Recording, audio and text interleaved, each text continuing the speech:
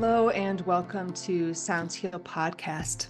I am your host, Natalie Brown, and thank you so much for joining me as we continue to explore the fields of sound healing, sound therapy, and generally the use of sound for health and wellness. Today, our guest is Kayce Laine, who is a certified sound healing practitioner, a Reiki practitioner, a crystal healer who's based in Nashville, Tennessee. And her background is as a musician. And so we explore her musical life and the things that led her into energy work. And it was really nice to talk to her about the musicality of sound healing and her approach of merging her musical background with the sound healing world. We talk about also many cool opportunities she's had. I think it was a nice discussion on marketing and putting yourself out there and really advocating for yourself as you get into this field and explore the opportunities that are best for you. So she shares some of her tips with that. We talk about the power of crystal singing bowls as well. That's her main focus, as well as her work with the Sound Healing Academy and the workshops that she teaches. And also her new Ultimate Crystal Singing Bowls guide. It's just really a wonderful conversation on her studies, her background, and all that she's pursuing now. This episode is sponsored by the Om Shop and Spa located in Sarasota, Florida. The Om Shop has the country's largest showroom of vibrational tools. They have custom sound healing instruments and just are really an excellent resource if you're looking to up-level your sound healing practice and tools. They also have trainings and workshops and a luxury spa. So please check out theomshop.com. And thank you so much to the Om Shop for their support of this podcast. Please enjoy this episode with Kayce Laine. All right, welcome, Kayce. Thank you so much for joining me for this podcast episode. Well, thank you so much for having me, Natalie. This is a true honor. Oh, thank you. And of course, we know each other. We work together as teachers for the Sound Healing Academy. So this is going to be kind of fun to explore your background and get to know you even better through this. So let's start with your background, your history, maybe kind of your musical life and those things that obviously built up to what you do now. But let's talk about your background before you got into energy work. Just kind of Yeah, give us a bit of your story. absolutely. So I was born into a pretty musical family. My dad was and still is a full-time musician. So I grew up as the third of four daughters, and I was really the one that was the most drawn to music in general from a very young age. And I started singing with my dad, just little songs on stage with him when I was about 6 years old, which ultimately progressed into me performing full time myself. But I also simultaneously was playing piano and doing the classical music route for a while, doing competitions, playing everything by ear. I never, still to this day, really learned how to read music, which I know you as a music teacher are probably shaking your head too, but I was so much faster at learning everything by ear that reading music just slowed me down. It was so boring to me that I would rather just listen to a Mozart piece on repeat until I figured it out.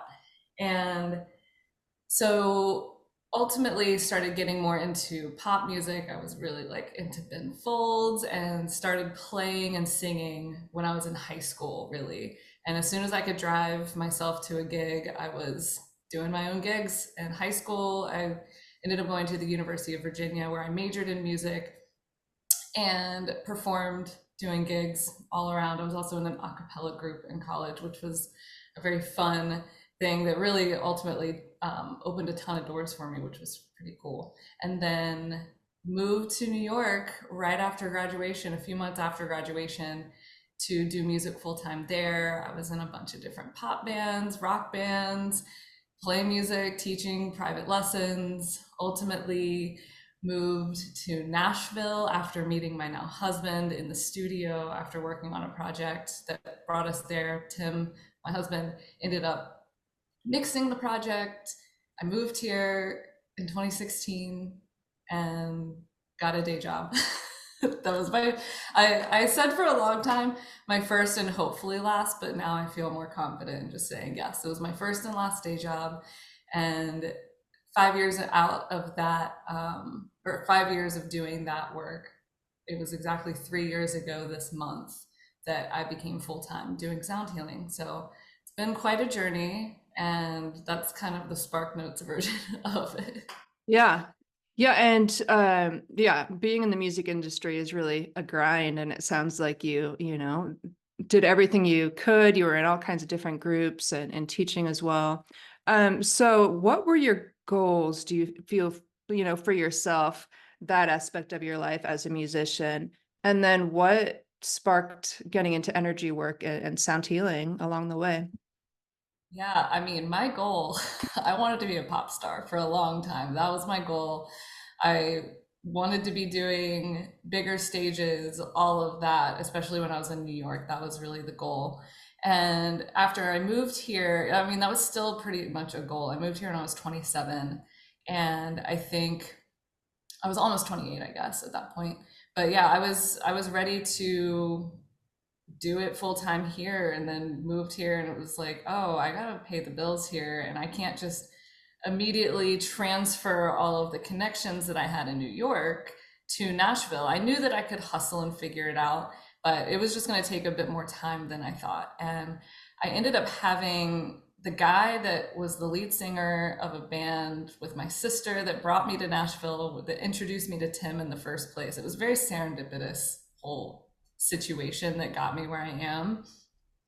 His wife ran a PR firm based in Nashville. So when I got here, she needed someone to temp for her for 2 weeks. And I was like, great. I, I was ready to just work and do whatever I needed to do. And it was in those 2 weeks, I had never had structure like that. I mean, outside of college, I guess, but even then it was college. It was a little looser. It wasn't 9 to 5, right? So I got here and I was doing the 9 to 5 for those 2 weeks, and I was like, you know what, this is actually kind of nice for a minute. A little change of pace, a little stability. I can kind of lean into this. And by the end of those 2 weeks, I was journaling. I remember it so vividly. I was journaling about how I could convince my boss-ish at the time that she needed me to be there full time. And while I was journaling this, she called me and said the person that I was temping for wasn't coming back, and did I want to have this job full time? And I was like, yes, absolutely. And so I did the PR thing for, like I said, 5 years, and it was really awesome. I learned a ton of stuff that I've now been able to really bring into my business that's been really helpful. You know, I pitched myself to be on your podcast, so here I am. And having some of those tools and that confidence to now pitch myself to do different things, it's been really helpful. But during that time, I really became pretty creatively blocked. It was kind of dark night of the soul, where I felt like I lost my identity. Suddenly, when people asked me what I did, I wasn't saying I'm a musician. That sounded like me. I was saying I'm a publicist, and it was like, that doesn't feel like me. It felt like such a departure from my soul and who I really was. So as I continued to work that job, you know, it was really nice getting that paycheck and feeling that stability again for the first time, really, since being an adult. And at the same time, feeling really down about, you know, giving up on being a pop star, and what was my life going to be? Was I just going to be a publicist forever? And so I started really trying to figure out ways to overcome my creative block I was having, because suddenly, for the first time in my life, I was really having to schedule creative time. I was like, okay, at night or the weekends. And the last thing I wanted to do after working a 9-hour day was write music. I wanted to veg out and not think for a minute. So I really wanted to figure out how I could get creative in those spaces that I had for it. And so I got into transcendental meditation and different types of meditation in general. I was kind of dipping my toe in a lot of different aspects of it, and ultimately landed on sound healing, which I think was kind of a natural draw for me as a musician. I felt like I went to a couple of sound baths here in Nashville, really loved it, and immediately I remember after I went to my first one, I was like, I want to do that. I saw the woman who was doing it, and she was really pregnant, and I remember being like, hey, can I get a coffee and like hear about how you're doing this? And she was basically about to give birth, so that meeting never happened. And so I ended up looking up, sound healing trainings. I bought my first crystal bowl, and at the same time, I was really into crystals. And I did a crystal certification course that was about an 8-month program, got my Reiki certification, got my first crystal bowl, and I was obsessed with that bowl. And ended up looking, I think I just Googled sound healing trainings, and this was in early 2020, I want to say, when I did the level 1 with Sound Healing Academy, when I met you. And then finished that up in 2021, and like I said, full time since then, which has been pretty wild. Never thought I could do something that filled my soul up, but also actually felt like a stable situation that I could rely on financially too. Yeah, I have a lot of follow-up questions, just really, really great. Let's start with, the reason you got into it, the creative block.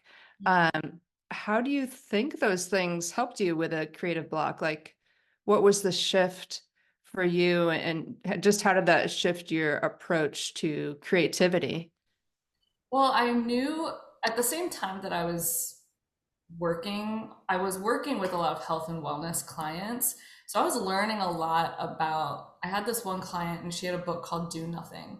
And she was talking about the default mode network in our brain and how we can access that. That's the part of our brain that inspires creative thought, daydreaming, all of that. And we only can get to that when we get out of the alpha state that we're in all the time, right? That is the meditation state that we try to get into in a sound healing session, for example. So for me, I think that learning about some of those things and being like, oh, I can like apply this to my own struggles that I'm having.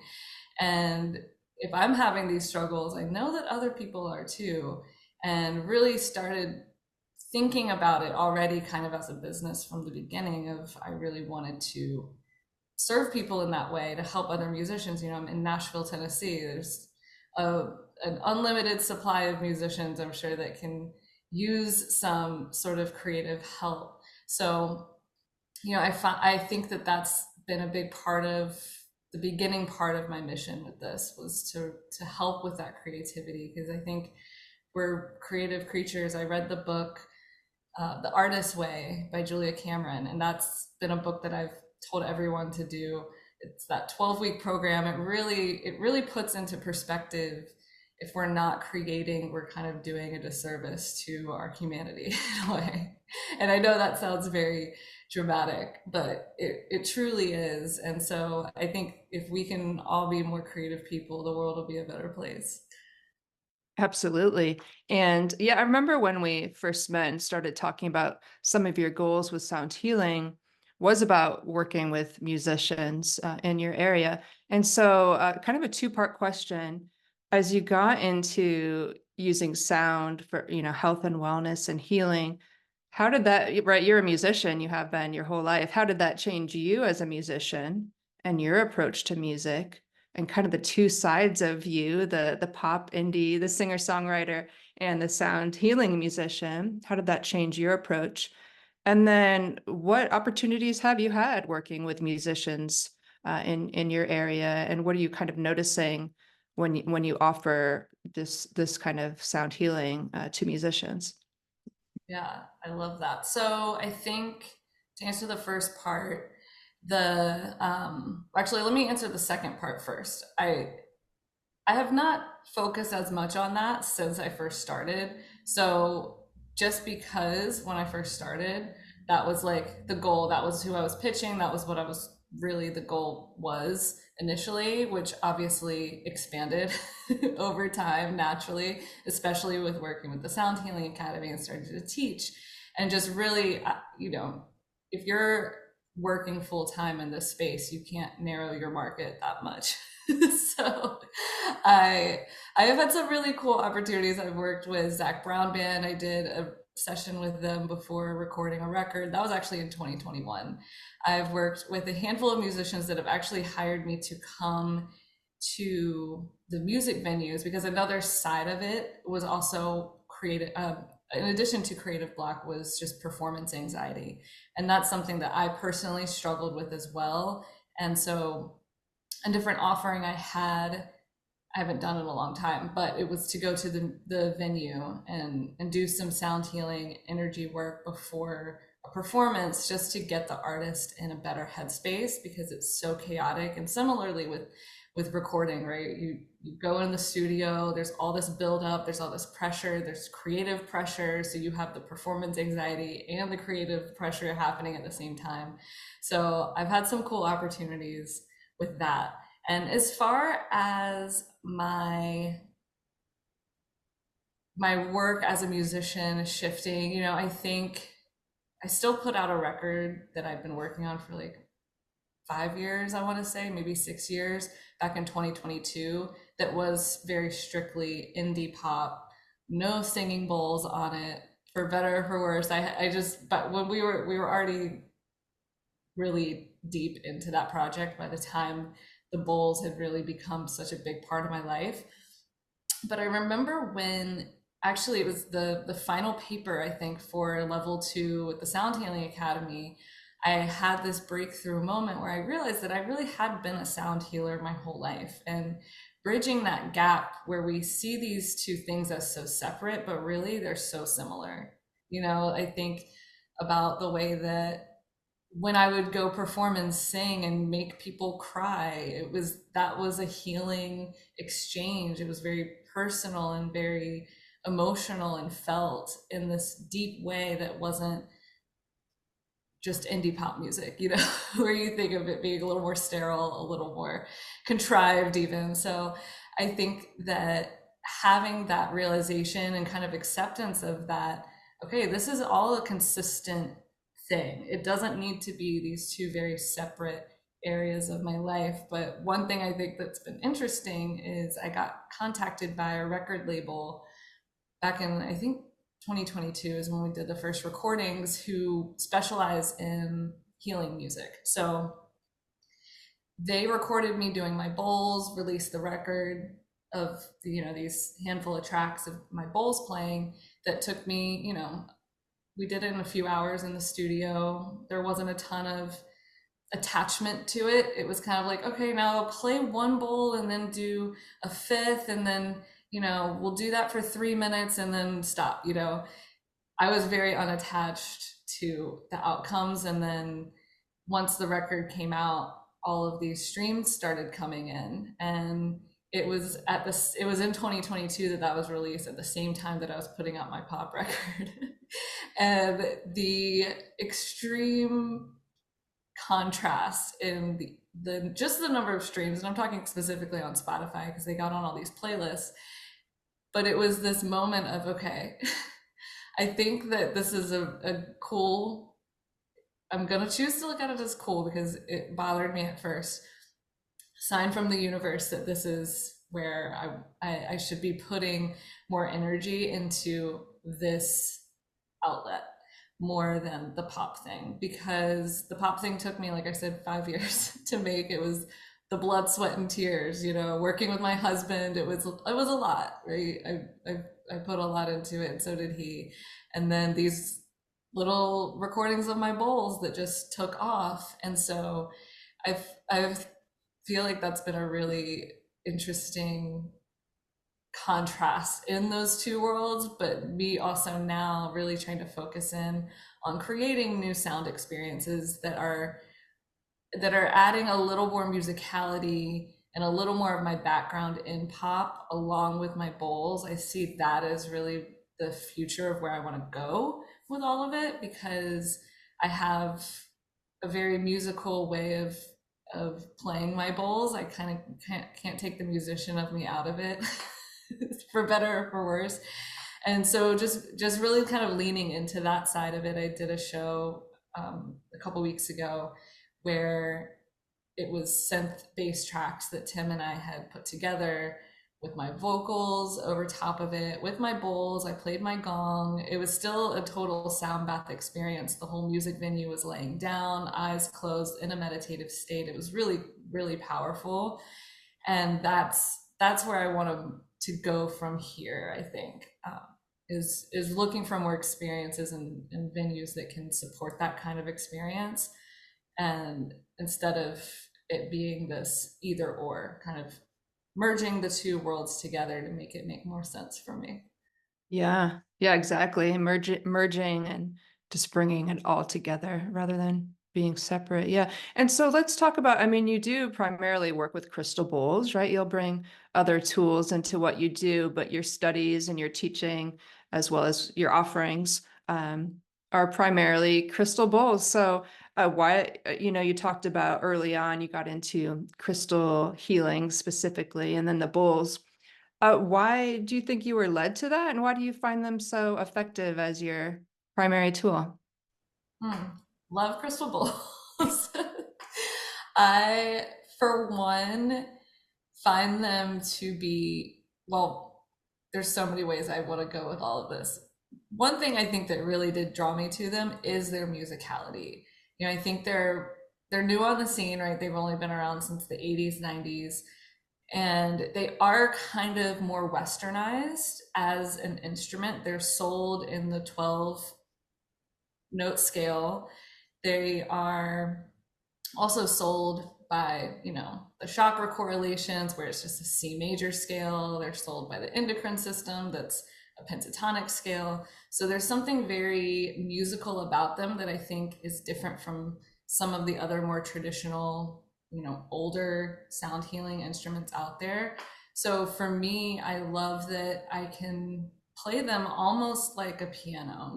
I have all the notes in front of me. I can play different intervals and different triads that create this multi-layered experience. And they have, the bowls that I work with specifically are the Crystal Tones alchemy bowls that have such a long sustain that creates this very cool play of different notes and layers and rhythms, because they all have that pulse of the crystal bowl happening. And so I just find them to be super effective. I feel like as soon as you hear a crystal bowl play, it grabs your attention, especially if you feel it.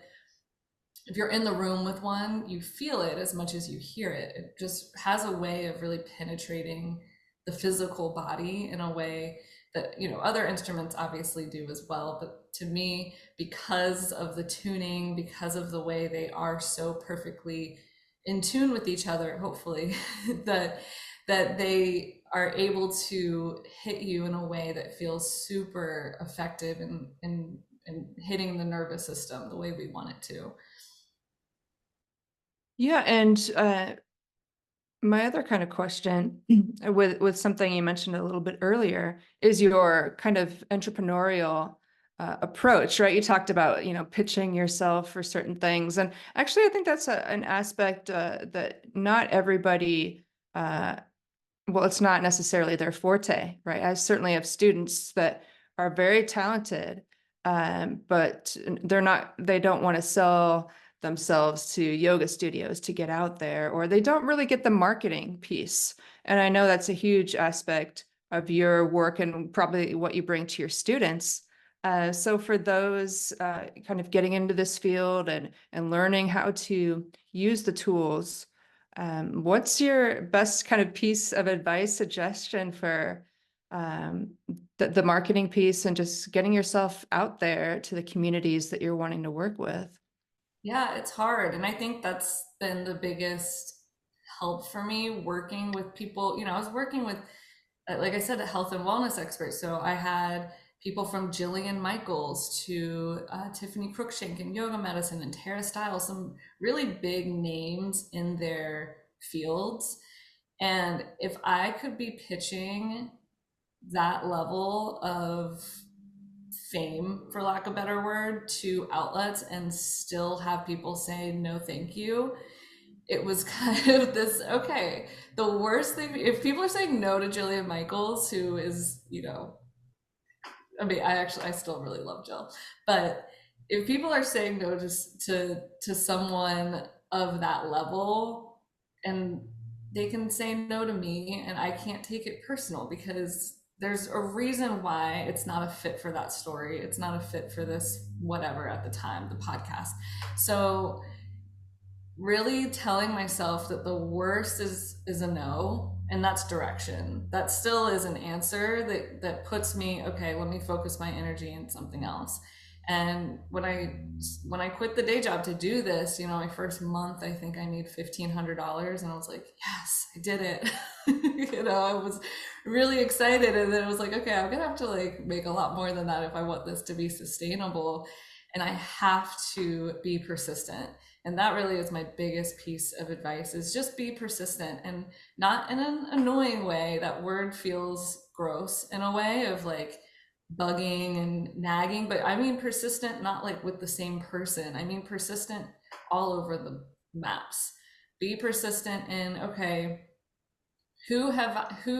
what area, what place would be a dream place to facilitate a sound bath? Okay, go on their website and email them.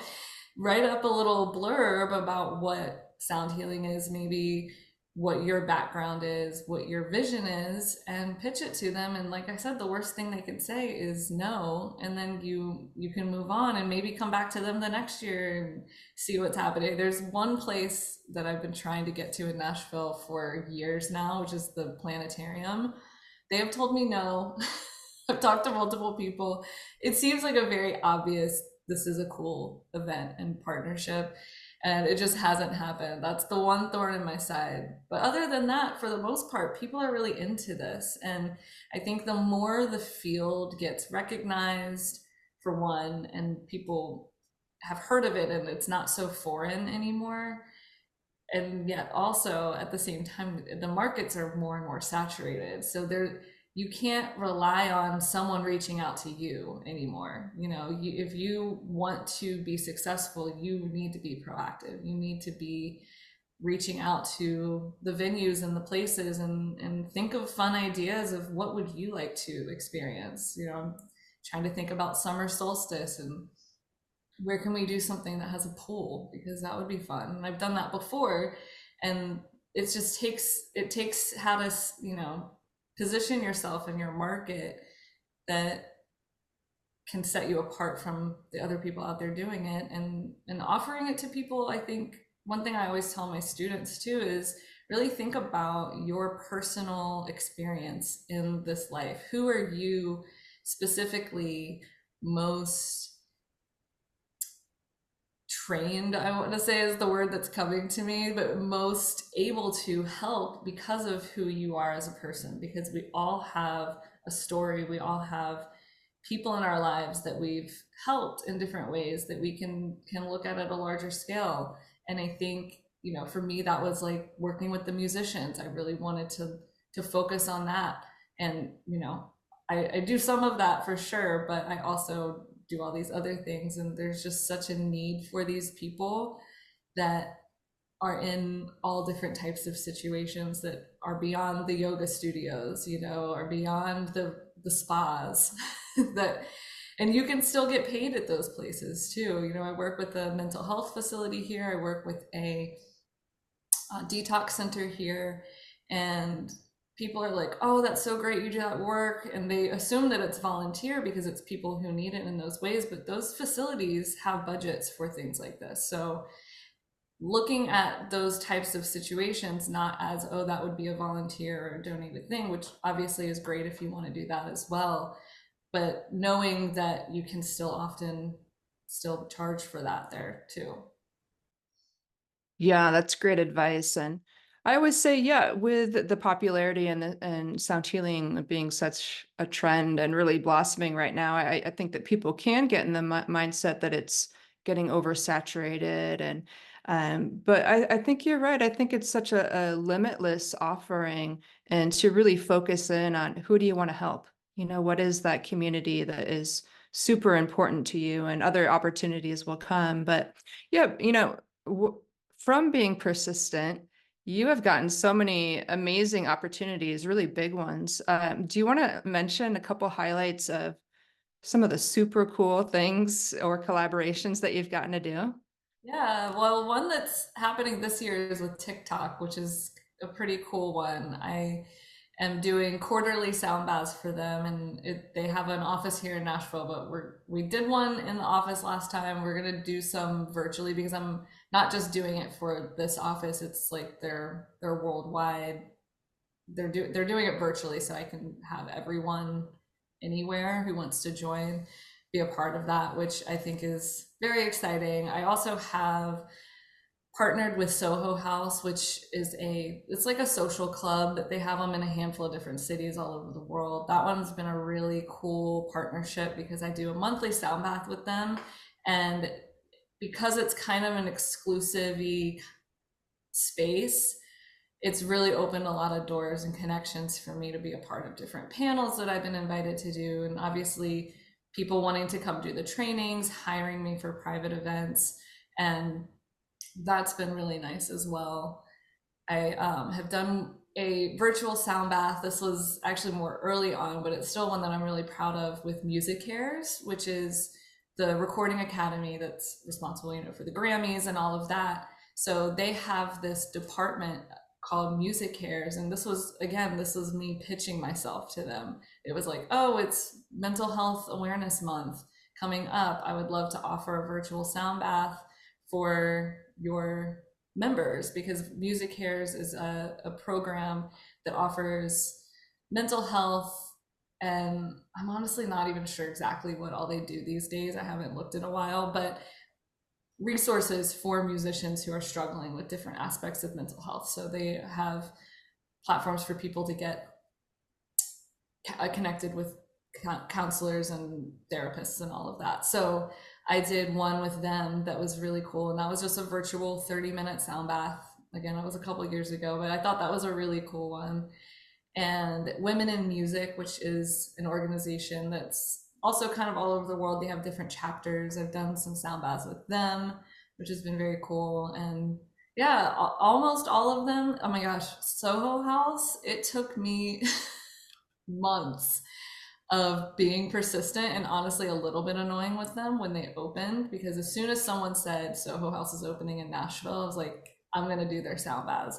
So as soon as I could find a contact, I was pitching them like, I wanted to be their guy, and I ended up ultimately getting it, but it took a lot of follow-up. And so again, I think not giving up if you don't hear back from someone, and really just following up, because everyone has a lot going on and it's easy to miss an email. It really is.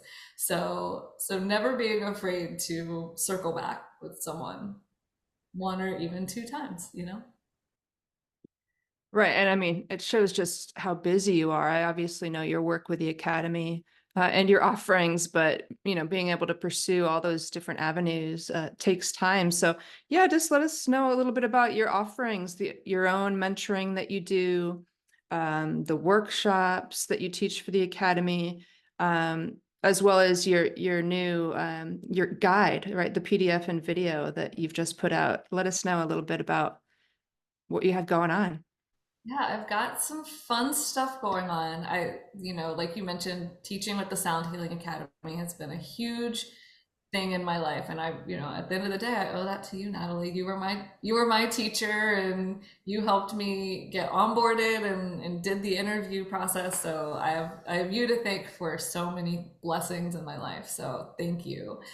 And it has been so cool to be able to teach, and I think that's been one of the most powerful things for me since doing this full time is being able to reach people in a new way. And when I first started with the teaching, I had a lot of resistance about it. I was terrified because I'm not a teacher, sat there and teach people to play pop songs on the piano one-on-one was very different than standing in front of a group of people and explaining things that I'd never talked about publicly before. So there was a block there. And after I did my first workshop, it just felt so power, powerful on my system. I felt so proud of myself for one, but it was this new part of me that I didn't know existed. And so I've really leaned into that with the academy, and teach almost monthly trainings, most of them in person. I have a couple of live online trainings this year. So if people aren't in one of the cities that I go to, which is really kind of, in the southeastern part of the US, you can still join and learn. I'm the crystal bowl specialist teacher, so I do pretty much exclusively talk about crystal bowls, but there's so much to unpack. And I think if you have crystal bowls, there's a lot to get into on the music side of things, because of the way that different combinations of notes really do affect our systems. And there's a lot that needs to be taken in consideration with crystal bowls, I think more so than a lot of other instruments. So I'm also really focusing on working on some sound healing music theory stuff. I'm working with another sound healer later this month, where I'm guesting as a mentor to teach her students about all the words are like flowing in one. They're going to be teaching the music theory for sound healers. Right. So I'm really excited for that. I have a couple other teachers that are interested in having me jump on for that. And like I said, I think that's a really important part of this puzzle that people need to take seriously. If you're not a musician, there's a lot to be aware of, and especially with crystal bowls, because they do get so loud, especially frosted bowls. If you're doing a bunch of dissonance and really loud volume for a small room of people, you can actually harm them. I would go so far as to say harm than heal them. So again, that's become kind of a mission for me, is to focus on that. And then I created a crystal bowl buying guide, because there's so many factors and there's so many options out there. If you just go onto Google and want to buy a bowl, there's a $50 bowl, there's a $5,000 bowl, and what's the difference? Why is there this big discrepancy between prices and notes, and what does all of it mean? And I kind of found myself, I created this guide for myself, for one, because I had students and other people reaching out about buying bowls, because another big part of what I do is I sell crystal bowls and other sound healing instruments, but primarily crystal bowls. And I wanted to streamline some of those questions that I was asked a lot. So in the guide, you find out all the different types of bowls, what's their difference, what's the cost range, and the notes. We get a little bit into tuning. That's a whole can of worms. At the end of the day, if you really want to know, you got to take a training. That's kind of the moral of the story.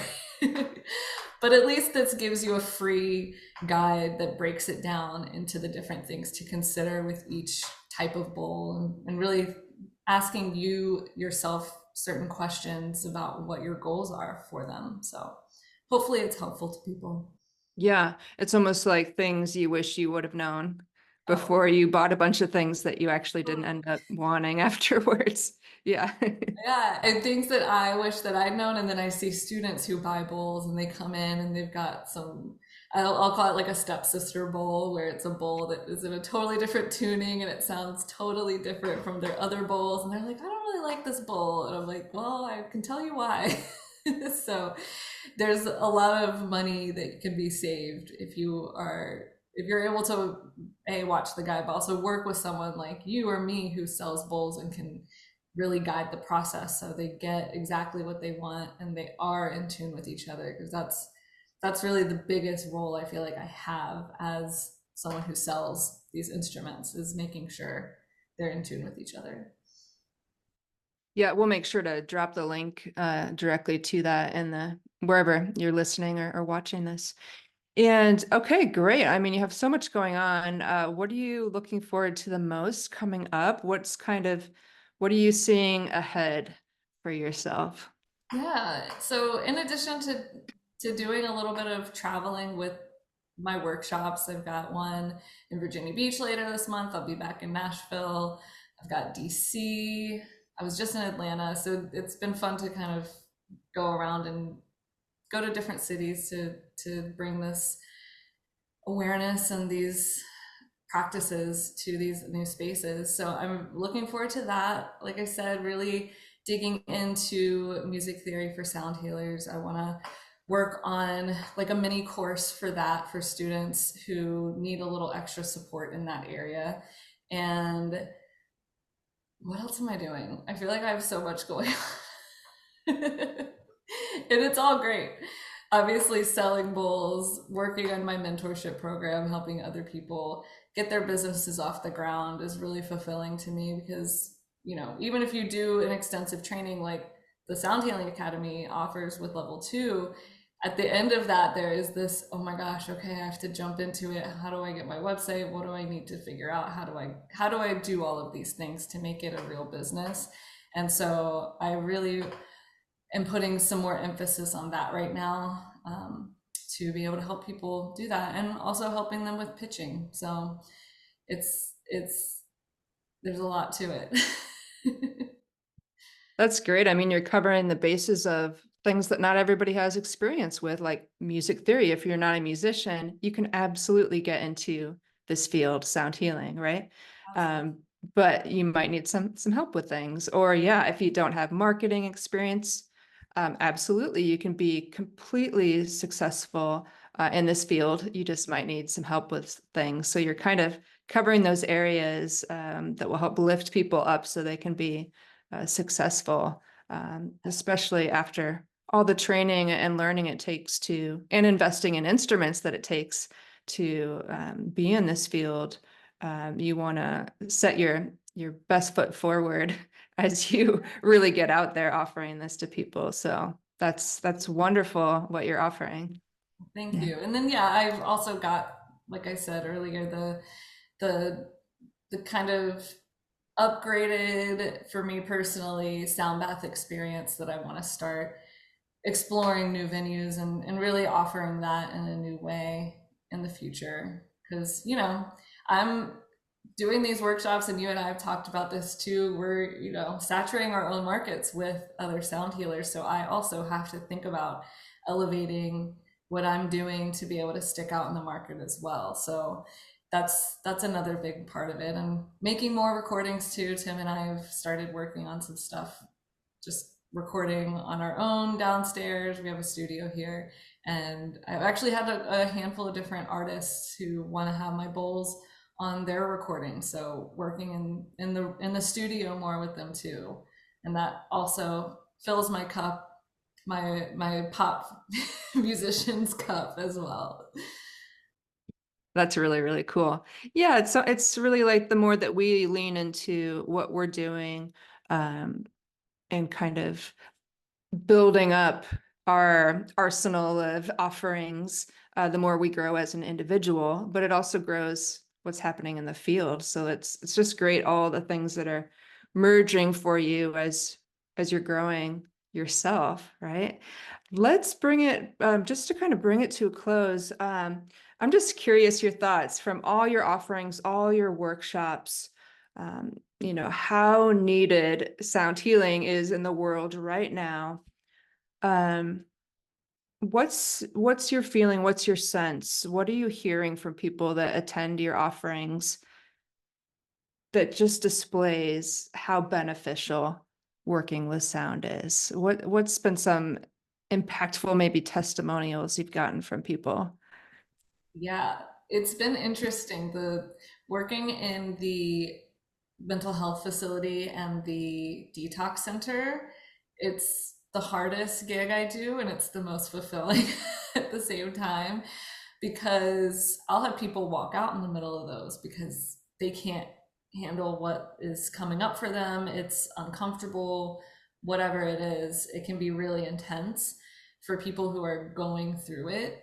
They're not the same kind of people that are coming to the Soho House or the Spa House or whatever other spaces. These are people who are in the healing, and so it affects them differently. So I've had some of the most powerful responses in those spaces, because even though it's the place that people will walk out, I had one last week with a guy who was, honestly, I hadn't even started with the bowls yet. He laid down, and I was just kind of starting with my initial, like, let's do some deep breaths, setting the space. And then I did ultimately get into the bowls as well. But he started crying almost immediately. And it was a very intense, deep cry. And so, yeah, after the 15 minutes of that, he ended up leaving. And after I heard from one of the people in the space, she told me that he had not cried in over a decade, and he had been holding this emotion that in that situation, I can't take credit for it. He was ready for it, obviously, but creating that space and safety for him to let go and release those emotions that had been pent up for a decade. I'm a crier. Like, if I go a couple days without crying, then something is wrong. So if I go 10 days without crying, yeah, I can't even imagine 10 years what that would do. And that was one of those really big moments. And it just happened, like I said, last week. And so that was a very cool display of how needed this is. And it's not always the bowls, it's not always the instruments and the sound aspect of it. It's the opportunity that coming into a space like that holds you in and allows you to release, allows you to, go deeper, allows you to let things come up that might be repressed for a decade or more, or whatever's going on. So I think that's one thing that I really appreciate so much about the Sound Healing Academy's training, is that it really works on all of those levels. It's not like, okay, here's a sound bath, like, this is how you do it. It works on the deeper level of how to create a safe place for someone. How do you make it comfortable? How do you welcome people? What is your energy going into it that allows for people to feel comfortable and safe? And that's something that I think really does take time and practice, but it also takes this awareness about the importance of that, because that is 90% of it. It is the space that it is held. So yeah, that's all I'll say about that. I feel like I could keep going, and there's always Yeah. examples. There's the person who had the crippling arthritis who was pain free. There's a woman recently, this was in a one-to-one session where she is a veteran, and she lost her sense of hearing in an explosion, and she's had ringing for over a decade, and the bowls canceled it out, and she has no ringing in her ears for a week and a half after our session. So we're exploring what exactly that combination is, probably going to get her some bowls of her own so she can do it on her own and work with her own issues. And yeah, it's so limitless, the power behind all of this. And that's what makes it so incredible and so exciting, and so there's so much tangible stuff. It's not this woo-woo thing, and I know your listeners already know that, but not everyone does. It's still, even last night I had this guy at the detox center. He was like, oh, so do you just do this for fun, or is it like a part-time thing? And I was like, no, this is my full-time job. Believe it or not, I know you've never heard of it before, but this is a real thing. And he had a really cool experience last night too. So there's so much power to it, and I appreciate you for having me on to share my little window into the power it's brought in my world and the people that it's rippled out to. Absolutely. Yeah. And I love your perspective. And I think you're right that even there are still people that don't know about this field, but it sure is coming more and more into people's awareness. Like it's out there, and more people are getting exposed to the power of it. And each person's experience is unique to the individual. Like you just never know what people's experience is going to be. and the importance of setting up space and making a really safe space for people is just as important as how you're playing the bowls and what you're offering, right? It's goes hand in hand. So thank you for saying that. Yeah. Yeah. Well, fantastic, Kayce. This has been wonderful to talk with you and get to know you more. Thanks so much for all your perspectives and insight.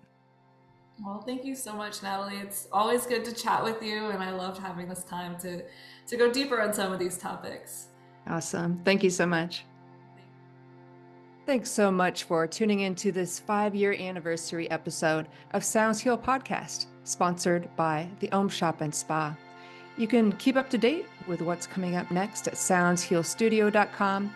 You can follow and check out things at Facebook, Sounds Heal Studio, Instagram at Natalie Brown, Sounds Heal, on YouTube, on the Sounds Heal Studio channel. And thanks again for supporting this podcast. Be well and stay tuned.